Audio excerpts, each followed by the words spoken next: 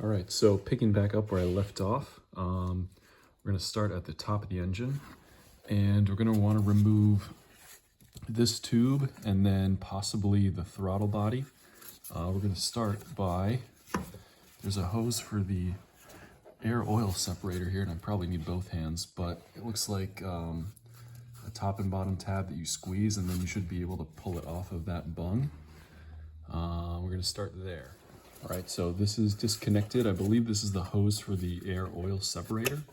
Now I'm going to take an 8mm and undo this clamp here to try to get the tube off of the throttle body. All right, so I have the intake tube disconnected.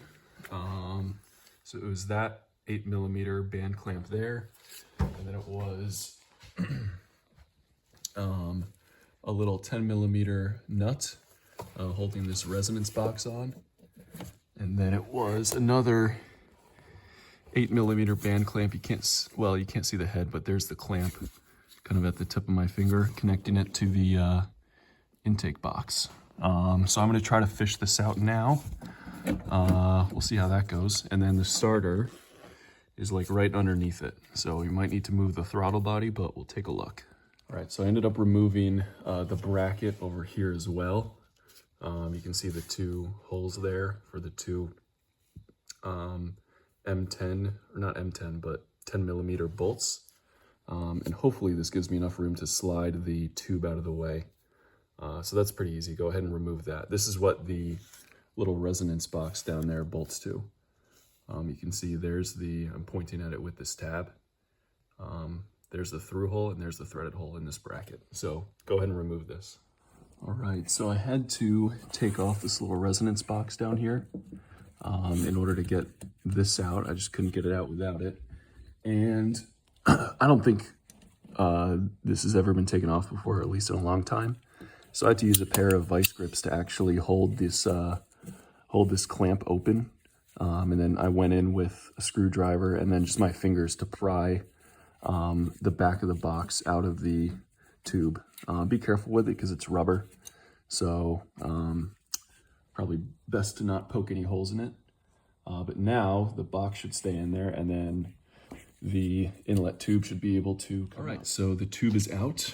There's the stubborn connection. There's the tube side, and then here's the little air box. So I'm not sure if there's a better way, but basically this is tucked down under there, so it's pretty difficult to get out. But if you can hold that clamp open, you should be able to wiggle it out. I'm going to put some silicone on there so it goes back together a little bit more easily.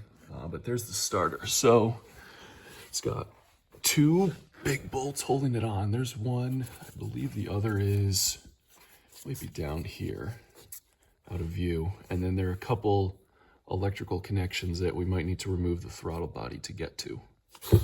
So we'll do that next. All right, so now that the intake tube is out of the way, I think I'm gonna have to get the throttle body rotated up. So to do that, I'm gonna remove this 10mm bracket holding it onto the top of the engine case. I'm gonna undo, I think this looks like a 6 or 8mm for the throttle cable.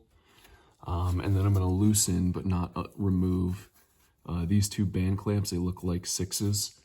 And then these two band clamps down here, they're kind of hidden. Here they are.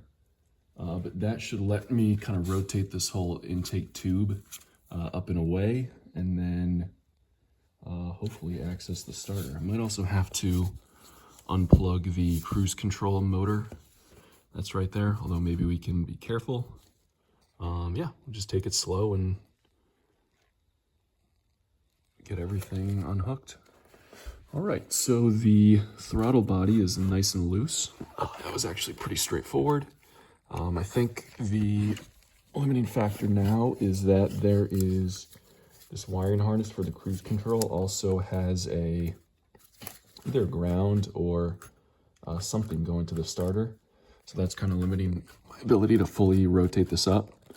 I think also the throttle cable's a little bit, maybe not. But yeah, I'm gonna go, tough to see, but there's one of the terminal for this cable coming from the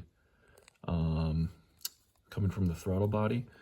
That looks like a 8 or a 10 millimeter. I'm going to undo that. And then there's a grounding cable, or maybe that's straight to battery positive on the other side, and that's something bigger.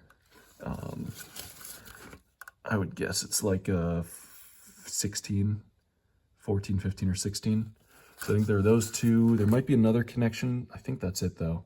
And then just going to be the two big bolts that hold the starter to the engine case.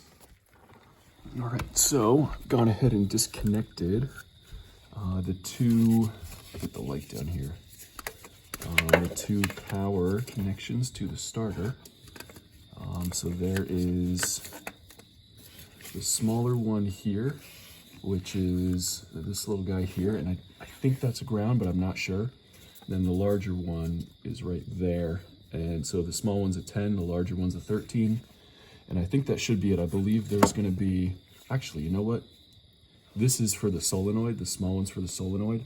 I believe the big one is battery positive, and then the ground is down here. I think it's on the big attachment bolt down there. So I think it's just now that bolt there, and then the big one down there, which I might need to go through the cabin, through the front axis hole to reach that bottom one. It's pretty inaccessible. Yeah, it should just be those two, and should be able to get the starter out after that. All right, so I just want to tee up this bottom bolt here, so the camera will focus. So that's the bottom bolt for the starter. That's a better view. And so tough to get a wrench there. Actually, might not be so bad, but what I've seen people do is they actually come in here, and if you go, there's your alternator, there's your idler. If you go right under the idler, I don't know if you can see it, but the bolt should be back there, kind of directly through.